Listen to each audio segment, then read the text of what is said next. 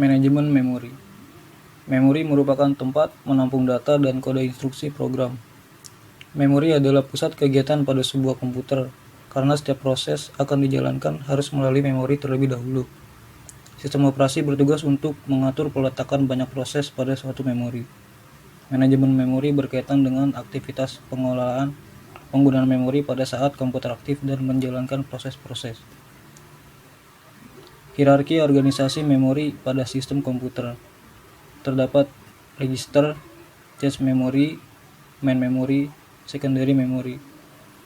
Contoh memori register: IR Instruction Register untuk menampung kode instruksi, AX, BX, CX, DX, dan lainnya untuk menampung data dan informasi. Kapasitas memori register sangat terbatas, agar ukuran chip prosesor tetap kecil. Memori utama. Memori utama pada umumnya dapat diakses secara random, namun sayangnya kecepatan transfer data dari memori utama ke prosesor sangat lambat jika dibanding dengan eksekusi prosesor. Memory cache. Untuk mengatasi perbedaan kecepatan digunakan teknik caching untuk memori utama dengan menggunakan memory cache. Umumnya berada dalam prosesor. Kapasitas jauh lebih kecil dari memori utama. Kecepatan transfer mengikuti clock prosesor. Prinsip kerja sebagai salinan bayangan data dan kode instruksi di memori utama. Memori sekunder. Memori sekunder umumnya berupa disk dan bersifat non-volatil. Kecepatan transfer jauh lebih lambat dari memori utama untuk mengatasi kekurangan tempat pada ruang memori utama. Tujuan pengorganisasian memori komputer meningkatkan kecepatan akses data instruksi dan oleh prosesor, mengurangi waktu menganggur idle prosesor, memperbesar kapasitas penyimpanan sistem memori komputer. Pengalamatan memori.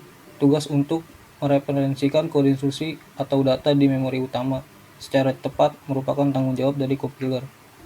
Compiler berfungsi mengubah source code yang ditulis programmer menjadi file yang berisi kode instruksi program yang dapat dijalankan prosesor. Dalam penentukan alamat instruksi atau data, kompiler mengacu pada metode pengalamatan memori yang dipakai sistem komputer. Metode pengalamatan memori mendefinisikan model alamat yang ditulis pada kode instruksi program, mekanisme penyalinan, kapan dan bagaimana alamat dalam kode instruksi program diterjemahkan dalam alamat fisik memori sesungguhnya. Secara garis besar, metode pengalamatan memori dapat dibedakan atas pengalamatan secara fisik, pengalamatan secara logika,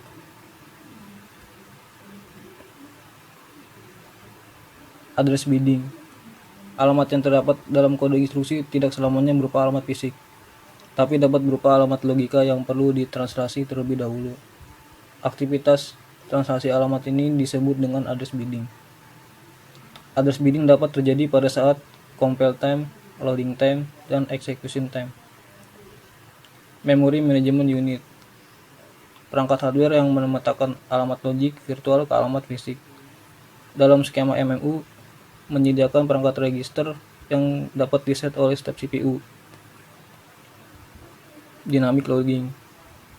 Tidak semua bagian program diambil ke memori. Dengan dynamic loading, rutin yang tidak digunakan tak akan pernah di-load ke memori. Dynamic linking. Konsep sama dengan dynamic loading. Hanya saja penekanan pada process linking dimungkinkan adanya share library yang dibuat oleh suatu aplikasi untuk digunakan oleh aplikasi lainnya. Overlay. Overlay membagi program yang besar menjadi bagian-bagian yang lebih kecil dan dapat dimuat dalam memori utama. Dibutuhkan ketika proses yang ada lebih besar dibanding dengan memori yang tersedia.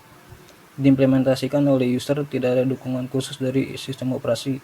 Desain program pada struktur overlay cukup kompleks. Ide dari overlay adalah yang disimpan di memori adalah hanya instruksi dan data yang diperlukan pada waktu tertentu. Bila instruksi yang lain yang diperlukan, maka akan diletakkan di tempat instruksi lama yang tidak diperlukan lagi. Swapping. Suatu proses dapat di-swap secara temporary keluar dari memori dan dimasukkan ke backing store, dan dapat dimasukkan kembali ke dalam memori pada eksekusi selanjutnya.